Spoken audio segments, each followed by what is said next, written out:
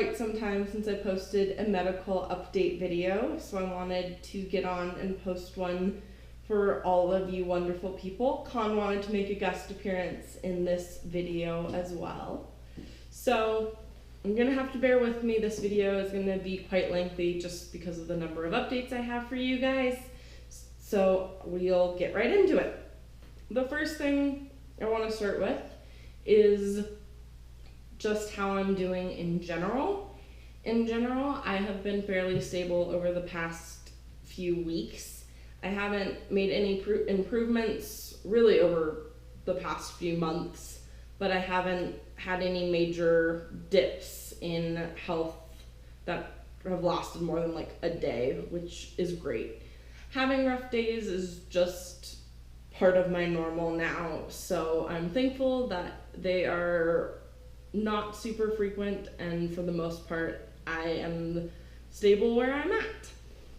So that's the first update that I have for you guys. The second update that I have is I met with a nutritionalist about my gastroparesis and was able to ask her all the questions and concerns that I had.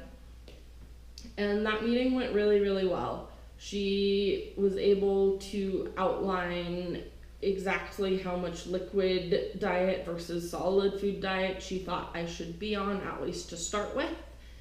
And she explained that I need to be eating very, very small amounts, only about half a cup every 2 to 3 hours.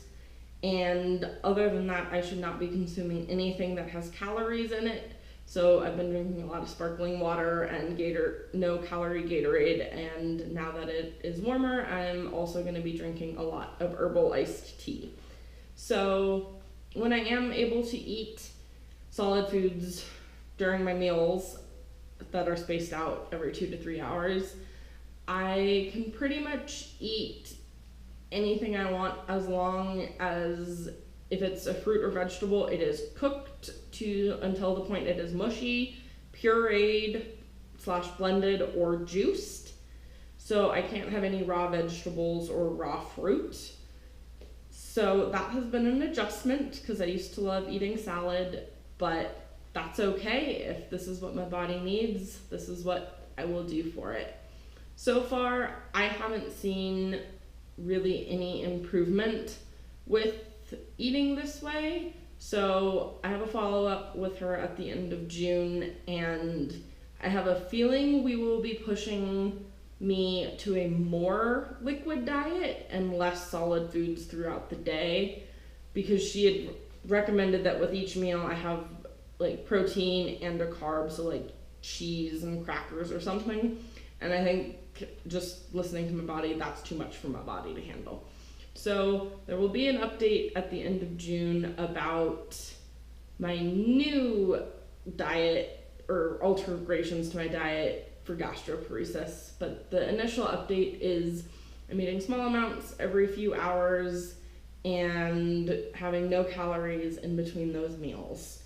So I am still juicing, I just include that in my calories that I have in a meal. The next update that I have for you all is I had a couple different tests of my esophagus done. Both of them were done with monitors that went like up my nose and down my esophagus into my stomach. The first one measured how strong I was able to swallow and if there was anything that came back up after I swallowed, and the pH and all kinds of different things. The second one was a 24-hour monitor that I wore, and it just measured the pH in my stomach and in my esophagus to make sure that if I was regurgitating, we could tell if that regurgitation was acid versus the food or liquid that I had been consuming.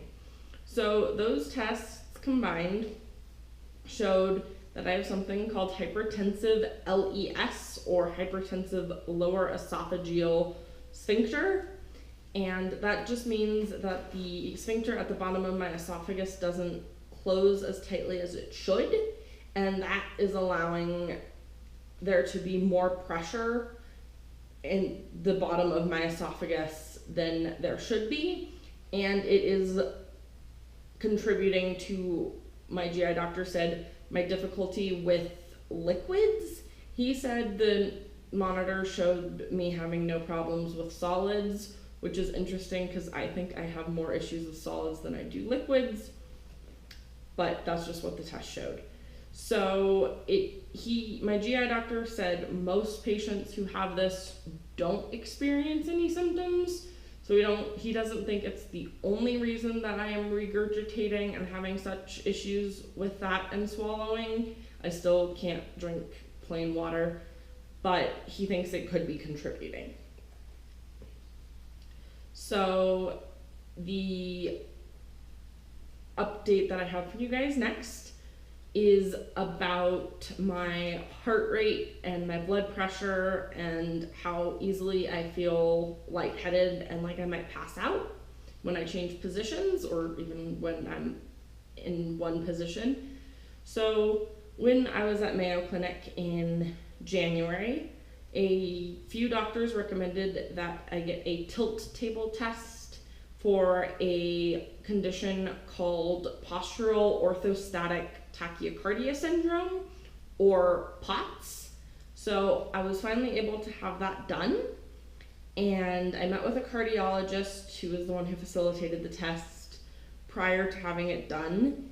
He watched me attempt to stand for about 30 seconds and saw my blood pressure drop, my heart rate spike, all the things that I experience, and was pretty certain that this tilt table test was going to come back as positive for POTS. I had the test done, and to everyone's surprise, it was negative. I do not have POTS, so my heart racing and heart rate increasing and my blood pressure dropping and me feeling really lightheaded and faint all have nothing to do with my heart, and we're not sure what they have to do with. The update that I'm going to spend the rest of this video talking about is I got retested at the recommendation of the doctor who does my IV infusions, which I still get every few weeks just to help me maintain where I'm at. I got retested for chronic Lyme, and this was using a test that is very specific and is like the best chronic Lyme test that's kind of out there these days. And that test came back as positive. So they ended up actually doing 2 different blood tests, because the first blood test came back positive for 2 bacteria associated with chronic Lyme, but those bacteria are also present in patients who don't have chronic Lyme. So they had to do the second test to determine if I was positive for chronic Lyme since I had those 2 bacteria positive, or if I had them from something else. And that test determined that I had those positive due to chronic Lyme. So getting the diagnosis of chronic Lyme disease is a diagnosis that is very complicated, and Gina and I have very mixed feelings about. To start with, there is no one way chronic Lyme presents. It presents differently in every patient, which means there is no one treatment for chronic Lyme. It's very much trial and error, seeing if treatments will work, and there is no guarantee that any of the treatments will work for me.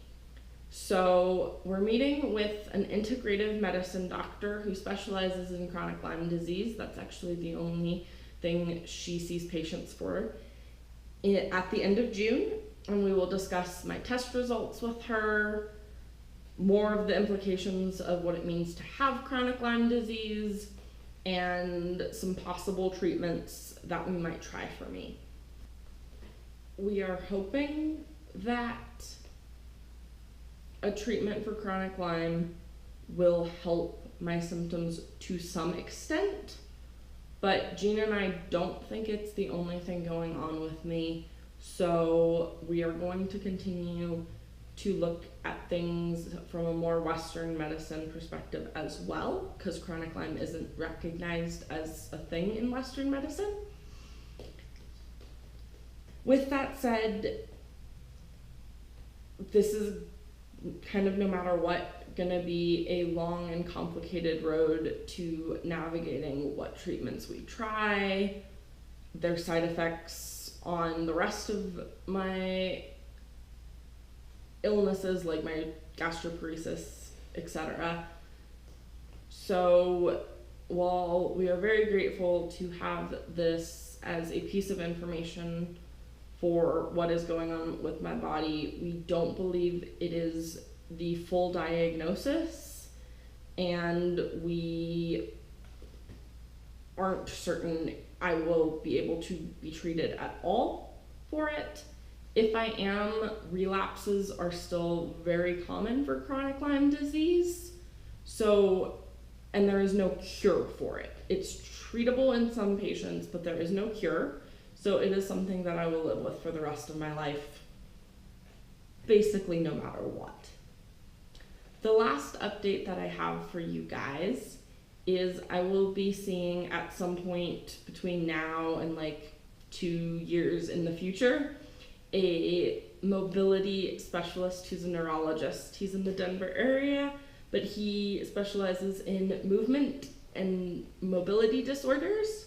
So my current neurologist is giving me a referral to him, and we will be getting his take on my case and if there is anything he thinks we should try or test for or do to help me. So that is all of the medical updates that I have for all of you for this video. I will definitely be back on sooner than a few months next time, and should be posting more regular videos now that we're entering this new cycle of doctors and treatments and things that I can update you guys on. So the last thing I want to leave you guys with is I will be posting a video about how I chose Apollo as my service dog prospect, and training videos of him, and just general updates about how our training and journey as a service dog and handler team is going on a separate playlist on my YouTube channel. That playlist will be called The Apollo Project. So if you're interested in seeing cute puppy videos and hearing me talk about how amazing Apollo is, check that playlist out. Otherwise, I'll be back at all of you guys soon. Thanks for watching.